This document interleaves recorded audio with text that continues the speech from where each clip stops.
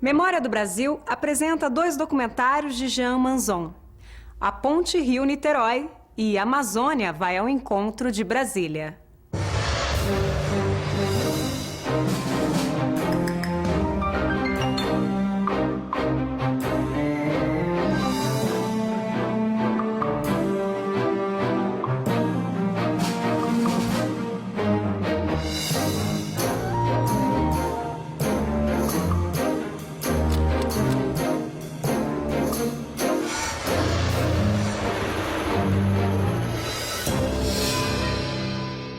Com vibrante narração de Sérgio Chapelain, esse documentário de Jean Manzon mostra como foi construída a ponte Rio-Niterói entre 1971 e 1974. Mesmo quem não tem boas recordações desse tempo, talvez o pior momento da ditadura militar, precisa admitir, a ponte foi uma obra monumental, espetacular. O documentário mostra cada etapa da construção, desde os estudos iniciais em 1969, fala das sondagens do solo no fundo da Baía de Guanabara, feitos com a ajuda do Serviço Geográfico do Exército, do canteiro de obras na Ilha do Fundão e das primeiras fundações do viaduto que levaria à ponte. Nessas cenas, dá para ver o então novo e imponente edifício do Jornal do Brasil, na Avenida Brasil. O filme também mostra as incríveis obras no mar, feitas com a ajuda de plataformas, onde iam sendo construídos os pilares de suas fundações. Embora tenha às vezes uma linguagem muito técnica, o documentário impressiona pela grandiosidade do que está sendo feito. As 6 usinas de concreto, que funcionavam numa plataforma, produzindo 60 metros cúbicos de concreto por hora, o trabalho dos mergulhadores, fazendo inspeções com a ajuda de câmeras de televisão, as peças do vão central sendo içadas para criar aquele que na época era o maior vão em linha reta do mundo. E tem uma coisa curiosa, os homens, os operários, os engenheiros, até os governantes, são quase todos cabeludos. Usam costeletas que avançam pelas bochechas, bigodões estilo mexicano e cabeleiras que descem sobre os ombros. O próprio ministro Mário Andreasa, uma espécie de pai da ponte, ostenta um cabelão. Era a moda típica do início dos anos 70, como se todos tivessem acabado de chegar do festival de Woodstock. Vamos assistir agora ao documentário A Ponte Rio-Niterói, produzido em 1973 por Jean Manzon.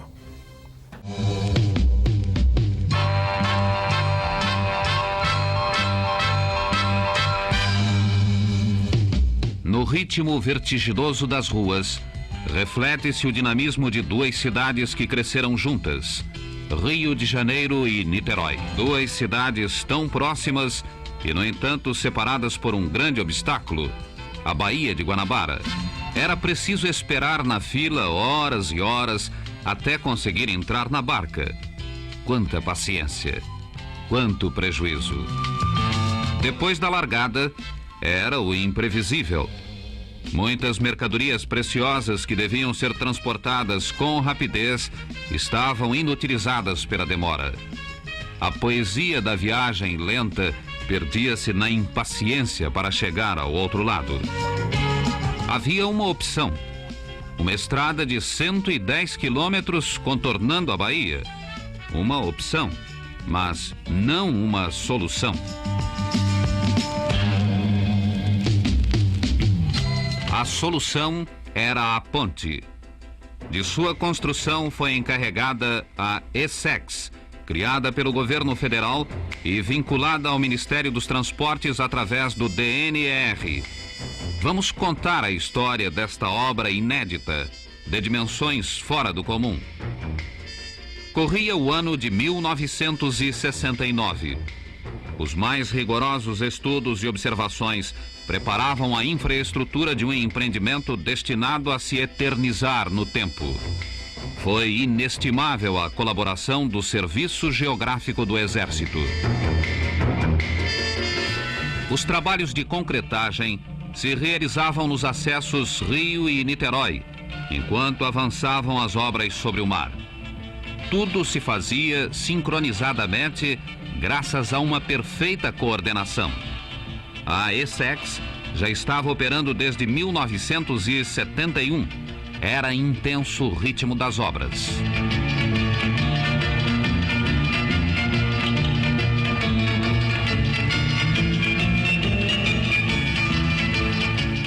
Toda a ilha do Fundão estava transformada num gigantesco complexo industrial.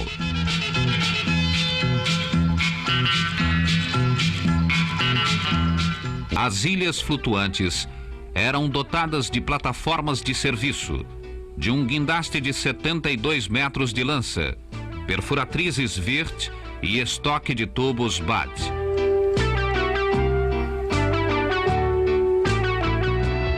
Nova operação.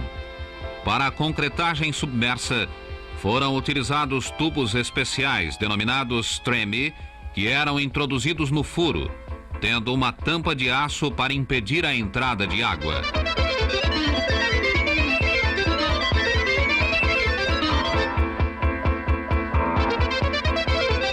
Montadas sobre flutuantes, 6 usinas produziram 60 metros cúbicos de concreto por hora.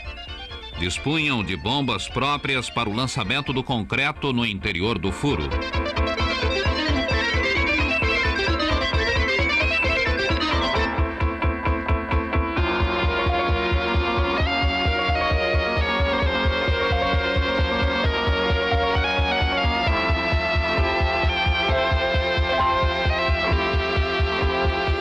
Pouco a pouco, a ponte avançava sobre a Baía de Guanabara. Corria o ano de 1973. A intenção era concluir a obra dentro do prazo previsto.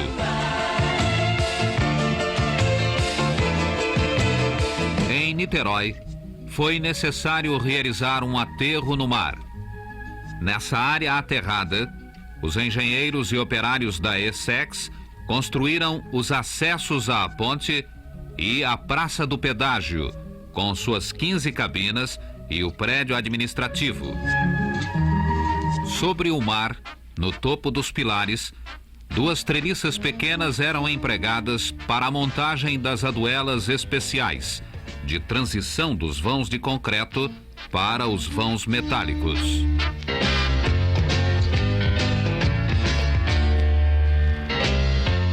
A unidade central da estrutura metálica lançada na água serviu de flutuante para transportar até o eixo da ponte as 2 unidades laterais, de 292 metros cada uma.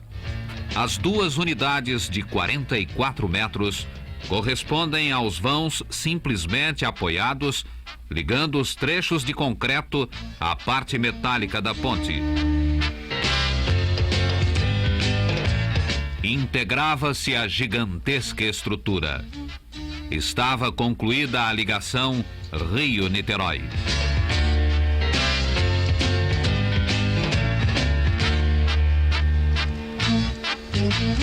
12 de janeiro de 1974. A primeira travessia a pé. Dia de júbilo para todos os que deixaram o próprio nome ligado à história dessa obra monumental.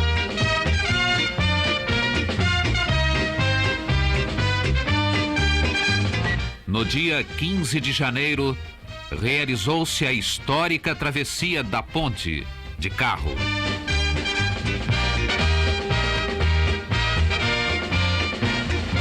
(4 de março de 1974), data histórica em que foi inaugurada a monumental ponte Presidente Costa e Silva. Autoridades, saindo do Rio, cruzam a ponte em 20 minutos.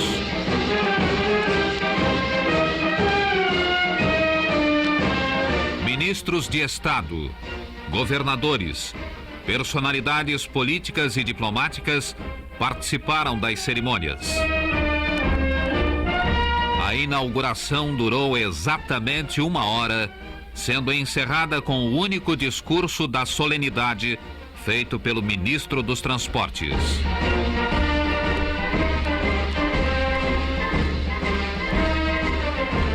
São 14 quilômetros de extensão, dos quais 9 sobre o mar.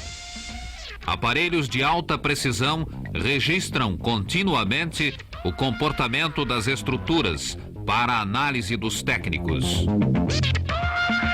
A ponte tem 26 metros e 60 centímetros de largura, dividida em 2 pistas, cada uma com 3 faixas de tráfego em cada direção. Cidade maravilhosa, cheia de encantos mil. Cidade maravilhosa, coração do meu Brasil. A arrecadação do pedágio cobrirá o custo da gigantesca obra. Detetores embutidos nas pistas controlam a classificação dos veículos que passam. Coração do meu Brasil.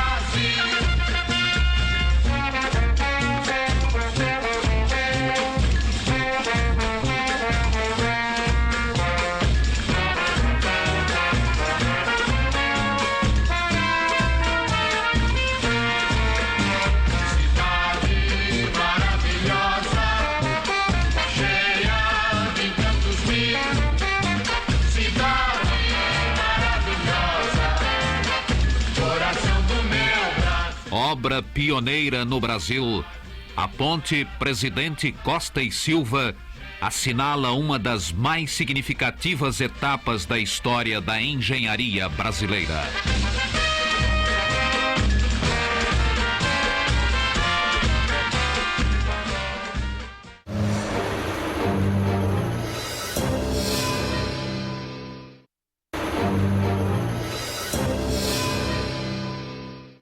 As primeiras cenas mostram a fauna, o tucano, a preguiça, o jacaré. Depois vem a floresta compacta, impressionante, cortada apenas pelo espaço livre dos rios.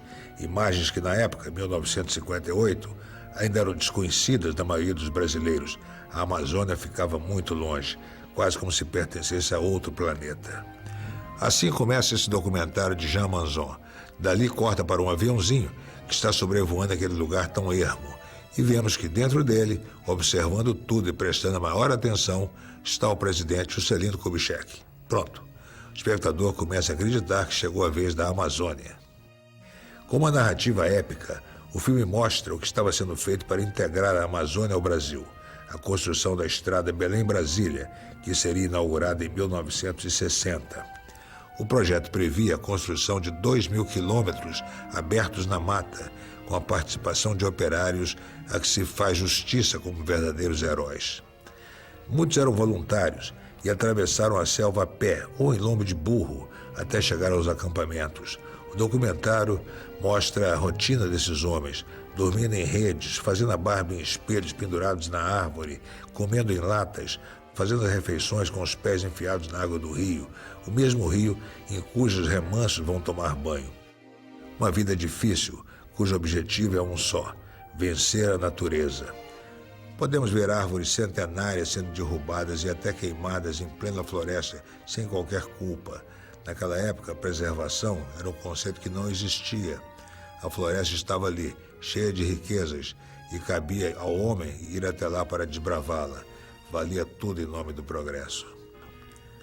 Vamos assistir agora ao documentário Amazônia vai ao encontro de Brasília, produzido em 1958 por Jean Manzon.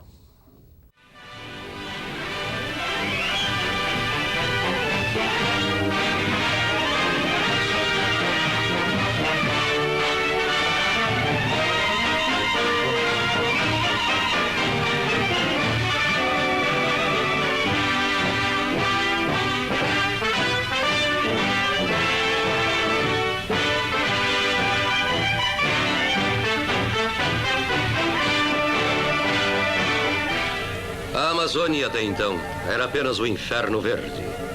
O mundo misterioso onde seres estranhos se moviam como fantasmas, dentro das florestas ou sobre as águas silenciosas dos seus rios.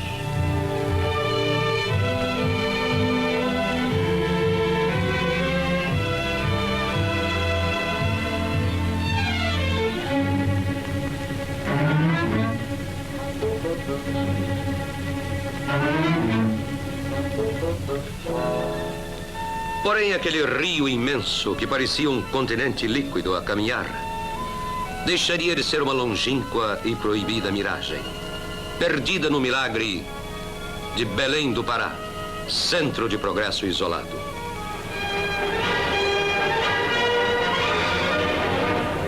Num pequenino avião, voando sobre a floresta, um homem sabia que todas essas riquezas fabulosas da Amazônia não poderiam continuar separadas do corpo do continente brasileiro.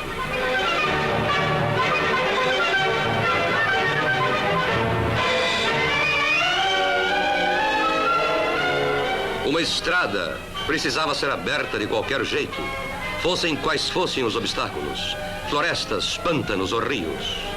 O velho Tocantins precisava ser domado para que o Brasil se unisse mais depressa.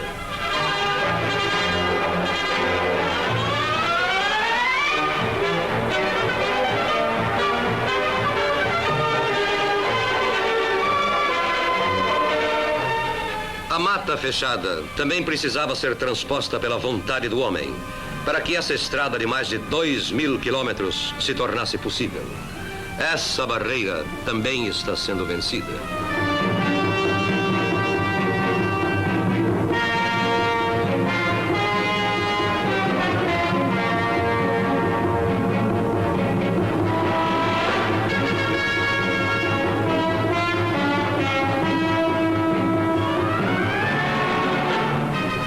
No Teatro de Operações, Valdir Buide, general em chefe, realiza essa tarefa para os séculos.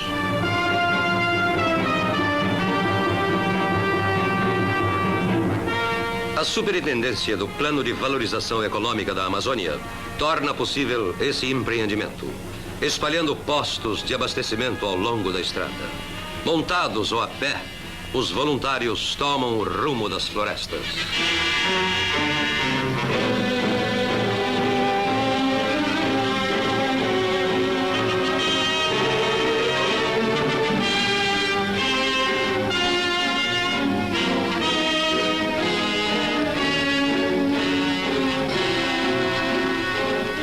Quanto mais a estrada vai se alongando, mais os homens têm de caminhar, varando igarapés ou andando por dentro da selva densa, onde o sol mal consegue penetrar por entre as árvores.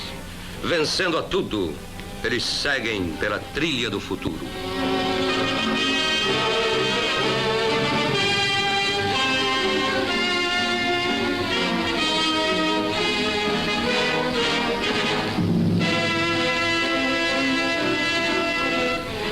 Nada os pode deter, nem mesmo a velha árvore que o machado derruba impiedosamente. Tão cerrada é a floresta que muitas vezes, para limpar o caminho, a solução é o fogo.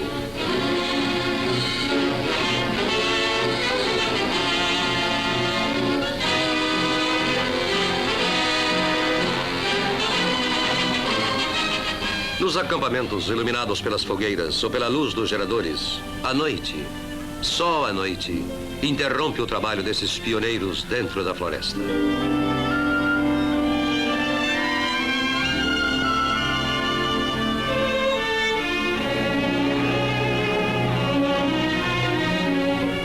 Mas sempre há alguém velando pela tranquilidade de todos. Os engenheiros, porém, preparam o trabalho do dia seguinte.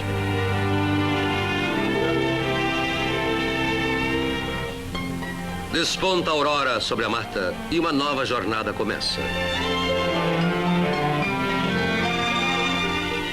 A luta contra o sono e o cansaço é sempre vencida. E todos se aprontam para rasgar novos quilômetros de estrada.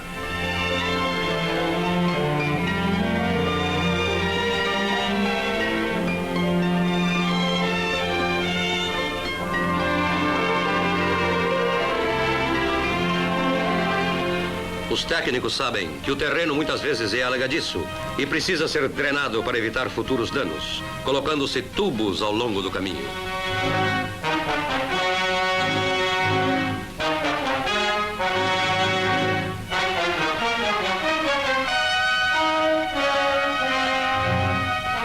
Máquinas poderosas vêm trazer a sua contribuição ao homem para vencer a resistência da floresta virgem, da terra, da árvore, da água.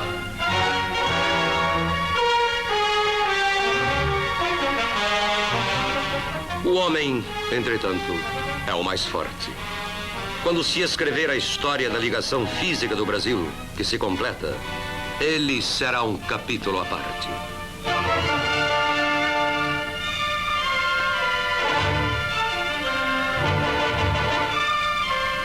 Muitas vezes a máquina é vencida, o homem nunca. Ele recebe na Amazônia o salário da coragem, dia a dia, quilômetro a quilômetro, enquanto a estrada avança, enquanto o Brasil se une.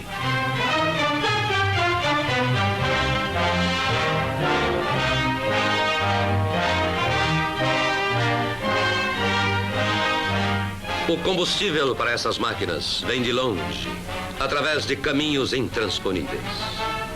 Mas a página mais impressionante está sendo escrita por aqueles que as mantêm em funcionamento, longe de todos os recursos, valendo-se de todos os meios humanos e sobre-humanos.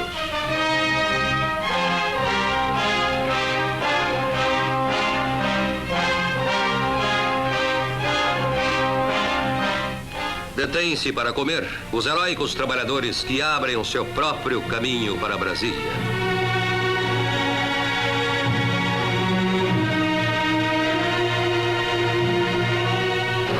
Os rios foram os mais velhos caminhos do homem. Hoje, são apenas obstáculos que os desbravadores devem vencer para chegar até a Brasília dos seus sonhos, como os antigos bandeirantes em busca de um ideal.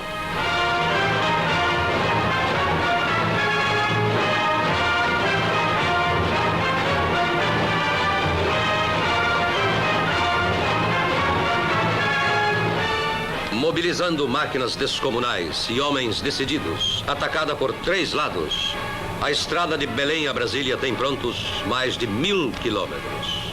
E outros tantos ficarão concluídos até 1960.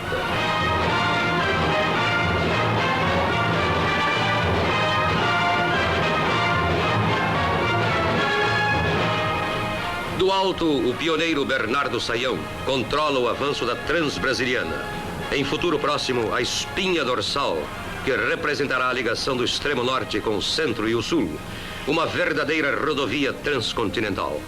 Do ponto de vista econômico, as vantagens serão incomensuráveis.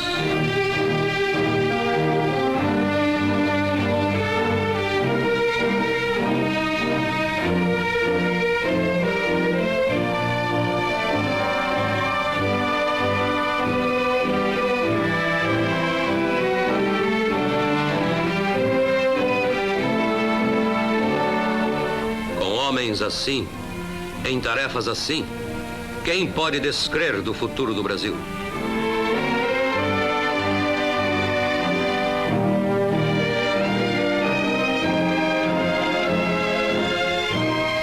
Por onde a estrada avança, a floresta se afasta e as cidades pioneiras vão surgindo como se uma varinha mágica movesse tudo.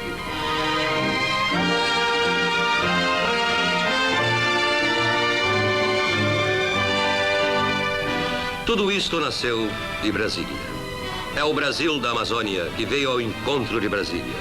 É o Brasil de Brasília que vai para a Amazônia através de caminhos abertos por um punhado de bravos, cujos nomes a história talvez não guarde, mas nós jamais esqueceremos.